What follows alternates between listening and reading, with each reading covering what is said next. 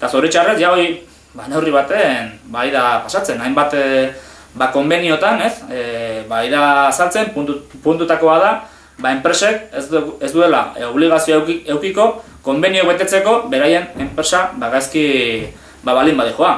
Ja, neurri horiek hartzen ari dira. Eta langileen lanbaldintzak ari balin bazian eukertzen, bai hazkuntza ekonomiko garaietan, garai hartan etzan behatu behar egoera ekonomikoa, enpresa ondo balin bazi joan, langileen soldatak handitzea, hortaz oain goatzen dira, eta hori erabeliko da berriro, aitzaki bezala dudik gabe, langileen lanbaldintzak okertzeko, ezta.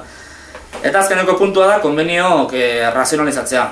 Patronala bultzatu nahi du, enpresako konbenioak bultzatzea, horrekin lortzeko langile mugimendua zatitzea eta langile mugimendua ahultzea. Eta bitarten, komisioneseko eta UGT-ko agintarik aria planteatzen, gauza oso garrantzitsua izango balitz bezala, estatu mailako konbenio sortzea. Teorian emateu, indar gehiago eman lezakela horrek, baina gauzak modu konkretu baten aztertu behar dira. Hau da, UGT-ko eta komisioneseko agintarik iten nahi dian politika guztia, iten nahi dian beraien oinarri sozialan edo beraien afiliatuen iritziak kontutan hartu gabe. Eta honik eta gutxigo, Euskal Herriko gehiengo sindikalan iritzia edo gainontzeko langileen iritzia kontutan hartu gabe. Orduan, probintzitako konbeniok suntsitzeak zer suposatuko luke? Ekintza burokratikoa indartzea UGT-ko eta komisioneseko agintarik, Toxo eta Mendezek, oandik eta indar gehiago izatea, esaitzaia behariek, eta orduan negoziatuko dituzte, estatuko eta Hego Euskal Herriko konbenio guzti beraien nahi duen bezala eta ikusten egea. Ite balin baute, pentsio erreformatan edo negoziazio kolektiboan erreforman nahi zen egin berdina, badudik gabe, beraien afiliatuk, edo gainontzeko sindikatutako afiliatuk, ez luketu eukiko kontrola negoziazio maila horietan presionatzeko eta bar, ez? Da orduan, badudik gabe, estatu mailako konbeniok sortzea, gaur egun, suposatuko luke, beraien ekintza burokratiko indartzea, eta horrek ekarriko luke ere bai, langile klasean baldintzak okertzea, ezta.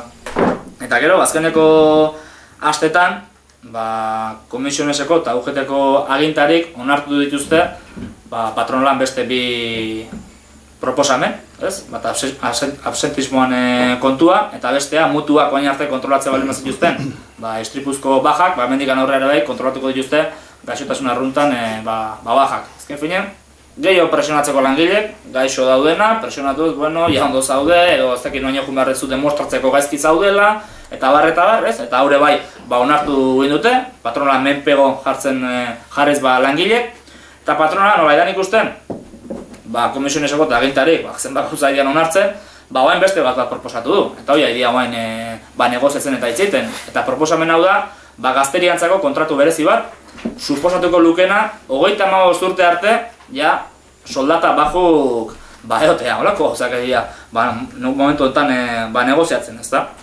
Eta pixkat, eraso guztioik saltzeko, erabiltzen ari argumentua eta erabiliko dutena da, lehen esan dutena, flexibilidadean kontua.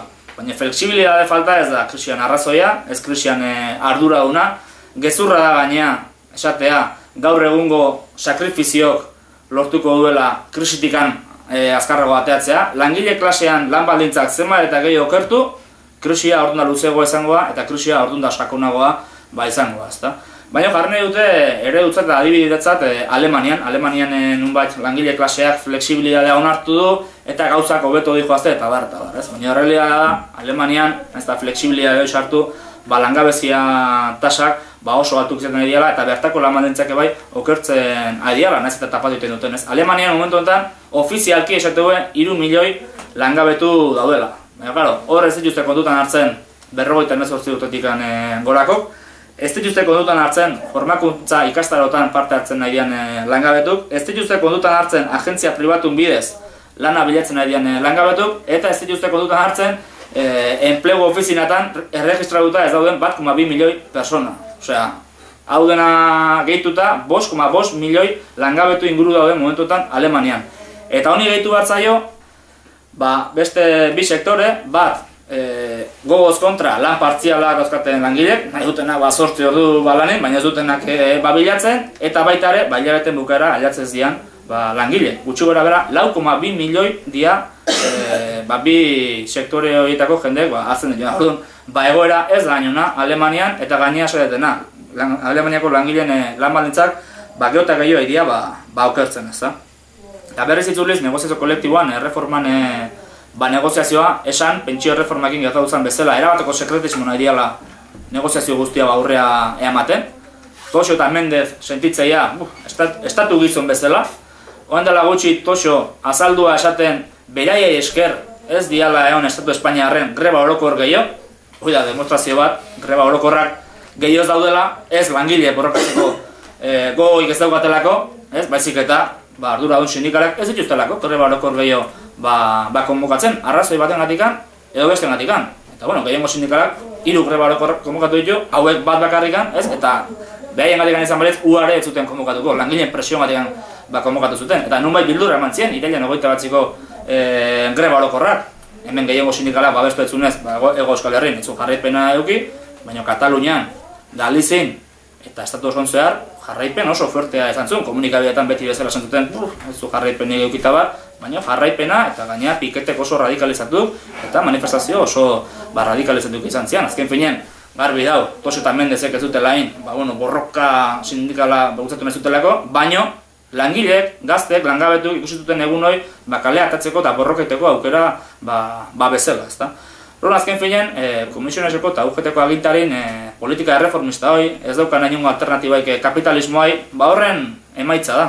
Izten nahi dian politika momentu honetan, ez? Eta, klaro, hori da sortzen ebai sindikatu hoen barrutan kritika handitzen nahi da, haserrea handitzen nahi da, hainbat lekutan taldeka jendea desafileatzen nahi da, sindikatu hauetatikan.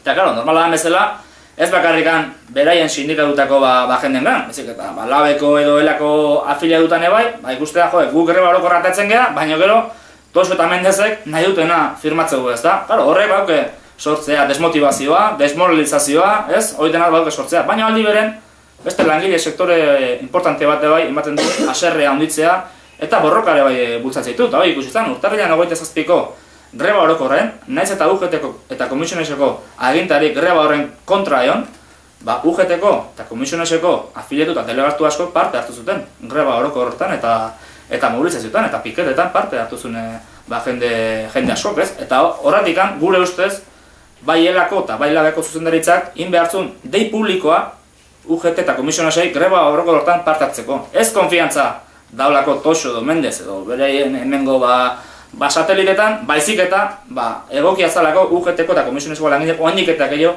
erakartzeko greba oroko horta. Eta horretikan, uste dugu bai, garrantzitsua zala, labeko eta elako zuzendaritzak babestea irailean 29ko greba orokorra aukera bat zalako pentsio erreforman kontra borroka masibo bat bultatzeko, ez konfiantza zeolako lehen esan den bezala Toxo edo Mendezen gan, edo beraien zuzendaritzetan, baina aukera handia zalako. Kataluniako langileek, Euskal Herriko langileek, Galiziko langileek eta Espainiako langileek elkartzeko eraso berdinean kontra, ez zenbat eta gehiago elkartu, eta gaina aukera hona zane bai, ez, gehiengo sindikalantzako autodeterminazio eskubidea aldeko propagandaiteko Madriden, Andaluzien, Extremaduran beharrezkoa dalako, estatu mailako langileek bai autodeterminazioan eskubidean defentsa beharrezkoa dela ikuste. Guzti horrenatik beharrezkoa zela eta labeko zuzendaritzak egitea, eta hola autoridade gehiago lortuko zutela UGT-ko eta Komisioneseko langileetan, eta gero zailago jarriko zitzaiela UGT-ko eta Komisioneseko agintari momentu honetan iten agian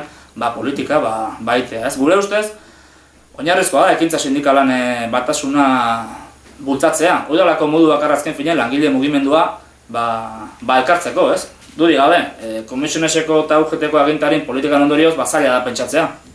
Ekintza sindikalan batasunen, baina horrek ezin du izan oztopo hoi ez defenditzeko.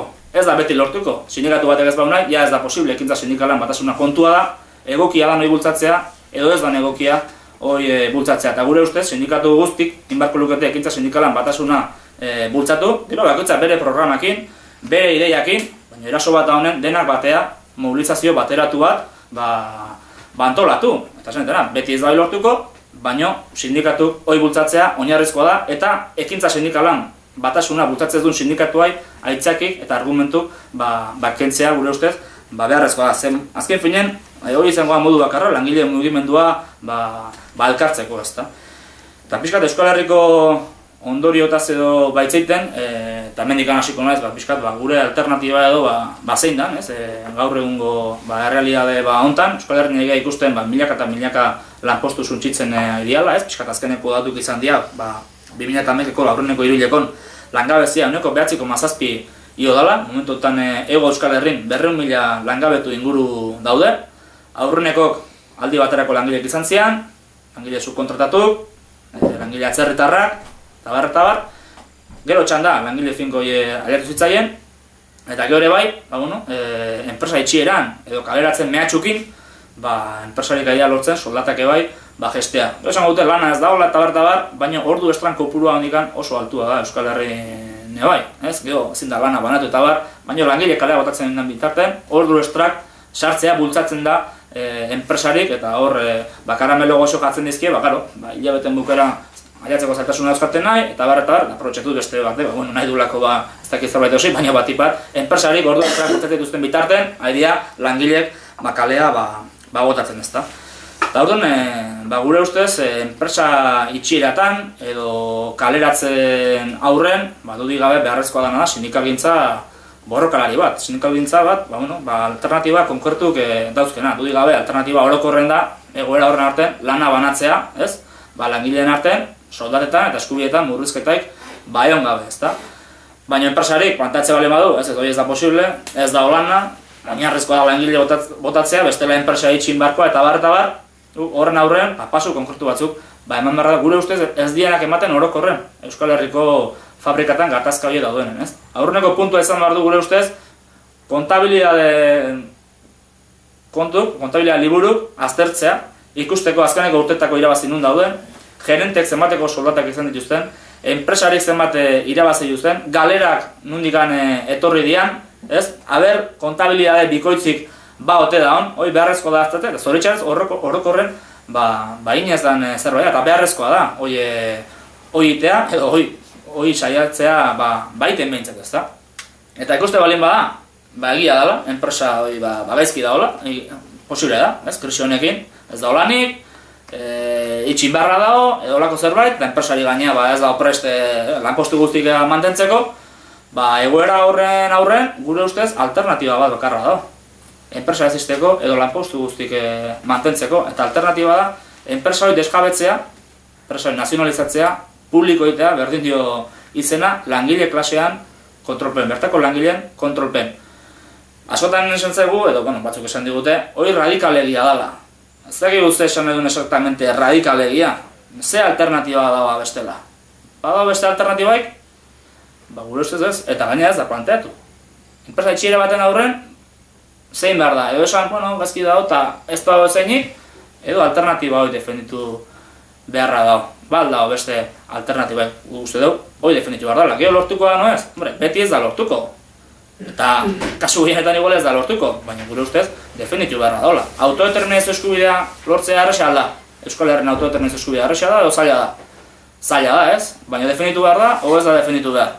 Guzti dugu, defenditu behar da, ez? Eta horretik guzti dugu, krisin dauden enpresan, nazionalizazioa defenditu behar dutela sindikatuk eta horiek langileen kontrolpen jarri. Diru publikoa erabili dana banku salbatzeko, erabili enpresak eta lanpostuk salbatzeko enpresak.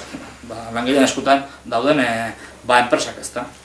Eta aldi beren esan, borrokak, enpresaz enpresa borrokak itea lanpostuk definitzeko edo enpresa itxerai aurreteko, mugaduta daude.